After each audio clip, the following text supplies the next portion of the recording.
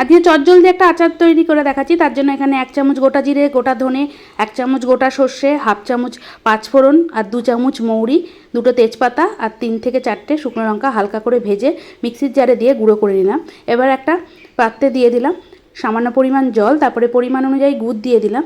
গুড়টা একটু জলের মধ্যে গুলিয়ে নিচ্ছি যাতে গুড়ের নোংরাটা বাইরে বেরিয়ে আসে।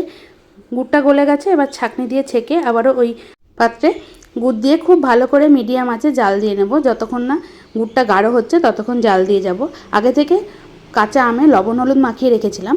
এটা হচ্ছে ইনস্ট্যান্ট আচার বলতে পারেন, রোদে দেওয়ার ঝামেলা ছাড়াই। এবার আমগুলো দিয়ে সামান্য পরিমাণ লবণ দিয়ে দিলাম, দিয়ে বেশ খানিকক্ষণ মতো জাল দিচ্ছি।